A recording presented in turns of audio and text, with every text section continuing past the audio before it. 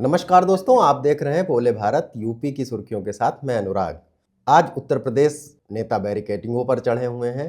दरअसल कांग्रेस के प्रदेश अध्यक्ष अजय राय ने शंकराचार्य के अपमान के मुद्दे पर, मनरेगा का नाम बदले जाने के मुद्दे पर और अहिल्याबाई होलकर की प्रतिमा के मामले को लेकर विधानसभा के घेराव का ऐलान किया था, जिसके चलते आज सुबह से ही कांग्रेसी विधानसभा के इर्द गिर्द इकट्ठा होने लगे और पुलिस उन्हें रोकने का प्रयास करने लगी।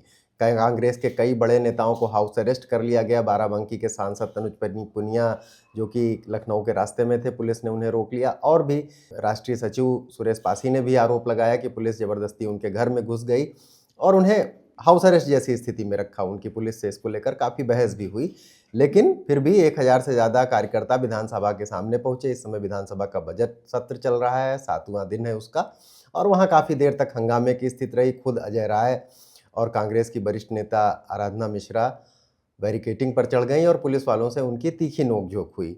अजय राय ने कहा कि कांग्रेसी अब थमने वाले नहीं हैं और हम विधानसभा का घेराव करके ही रहेंगे।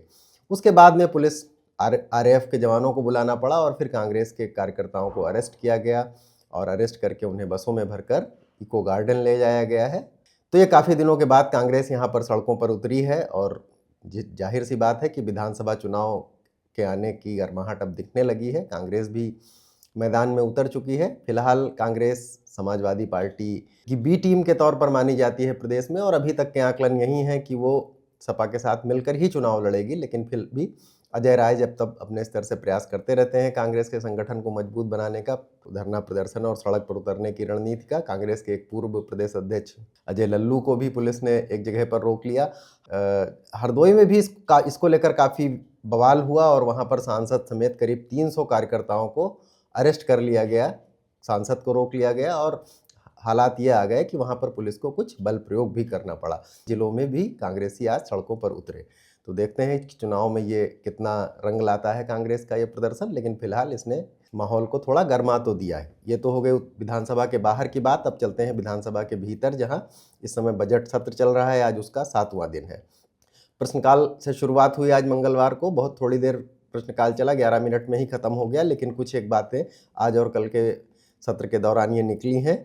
निराश्रित महिलाओं की पेंशन बढ़ाने की योजना पर सीएम योगी खुद बोले थे कि उनकी पेंशन बढ़ाई जाएगी।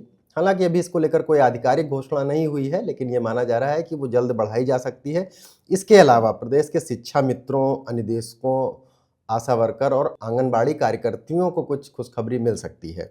माना ये जा रहा है कि हो सकता है कि इसी सत्र के दौरान ही वित्त मंत्री सुरेश खन्ना ये घोषणा करें कि शिक्षा मित्र और आंगनबाड़ी कार्यकर्तियों और आशा वर्करों का मानदेय बढ़ाया जाए।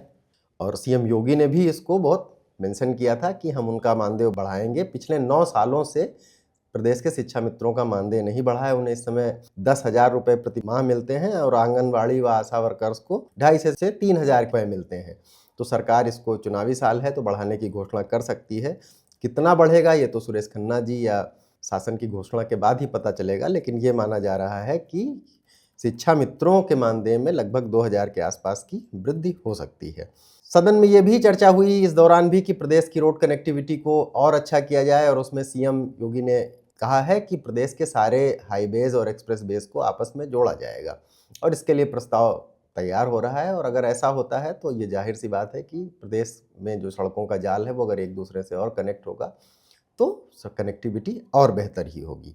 तो अभी विधानसभा का बजट सत्र है, बाहर उसके कांग्रेस का प्रदर्शन चल रहा है। सपा भी कांग्रेस के प्रदर्शन में शामिल तो नहीं है, लेकिन अखिलेश यादव ने भी आरोप लगाया है कि एसआईआर के बहाने भारतीय जनता पार्टी उनके वोटरों का नाम काटने का प्रयास कर रही है और अगर ऐसा हुआ तो जल्द ही सपाई भी सड़कों पर उतरेंगे। तो जाहिर है चुनावी गहमा-गहमी के साथ जो है, चुनावी गहमा-गहमी का साल है और अब ये जोर पकड़ेगा।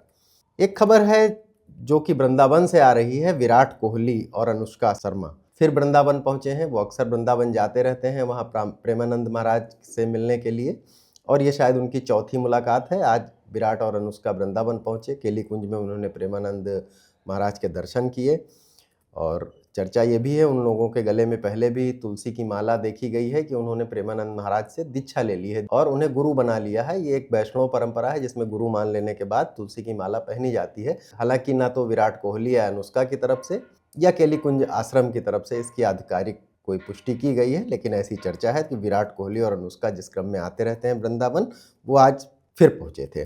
कानपुर में एक वारदात हुई है। कानपुर में एक दिन दहाड़े पुलिस चौकी के पास बदमाश एक व्यक्ति से 8 लाख रुपए लूट कर भाग गए। कहा यह जा रहा है कि जमीन का कोई सौदा करके मोहम्मद वासिद अपनी मोटरसाइकिल से पैसे लेकर आ रहे थे। बीच में वो किसी काम से वहाँ पर रुके, तभी वहाँ पर कुछ लोग आए और उन्होंने तमंचे के बल पर उनसे वो पैसे छीन लिए। इसका सीसीटीवी फुटेज में ये घटना रिकॉर्ड हो गई है, वायरल हो रही है। और इसमें बात यह है कि श्यामनगर पुलिस चौकी के पास ये वारदात हुई है, जो वहाँ से 200 मीटर महज दूर है। पुलिस का कहना है कि इस मामले में शिकायत दर्ज कर ली गई है। हालांकि पुलिस का ये भी कहना है कि ये लूट है कि नहीं है, इस पर भी हम अभी जांच कर रहे हैं। लेकिन फिलहाल सीसीटीवी फुटेज में तो ये देख रहा है कि 2 लोग बैग छीन कर भाग रहे हैं, और उसमें अगर पैसे हैं तो जाहिर से ये लूट जैसी घटना है। एक घटना पुलिस से ही संबंधित है कि दबिश देने गई पुलिस की गाड़ी का महाराजगंज में एक्सीडेंट हो गया, जिसमें एक दरोगा की मौत हो गई है और 2 पुलिसकर्मी गंभीर रूप से घायल हैं। ये कोई जालसाजी के मामले में ये लोग कुशीनगर के आसपास कहीं दबिश देने गए थे, तभी उनकी गाड़ी तेज़ रफ्तार थी थोड़ा, और वो एक पेड़ से टकरा गई उनकी स्कॉर्पियो, जिसकी वजह से ये हादसा हुआ है, जिसमें एक दरोगा की जान चली गई और 2 लोग घायल हैं। अब मौसम पर बात कर लेते हैं चलते चलते। प्रदेश में दिन अब बहुत गर्म होने लगे हैं। कल आगरा सबसे गर्म दिन रिकॉर्ड किया गया प्रदेश का, और वहाँ तापमान 31 डिग्री से भी ज़्यादा था। और कम से कम प्रदेश के 5 जिलों का तापमान 30 से ऊपर रिकॉर्ड किया गया है, जो कि इन दिनों के सामान्य तापमान से कुछ ज़्यादा ही है। हालांकि एक संभावना मौसम विभाग ये जता रहा है कि पश्चिमी विक्षोभ के चलते प्रदेश के कुछ हिस्सों में बारिश हो सकती है, और हो सकता है होते होते प्रदेश के धीरे धीरे दूसरे जिलों में भी आए।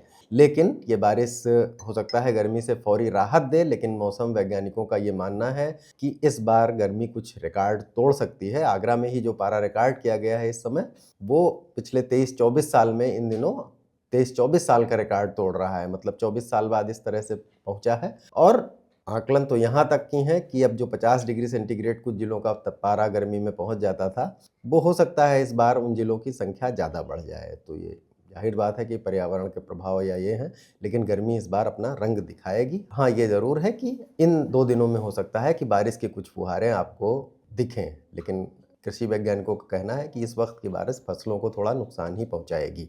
तो यूपी की सुर्खियाँ आज यहीं तक। कल फिर मिलेंगे नई सुर्खियों के साथ। नमस्कार, धन्यवाद।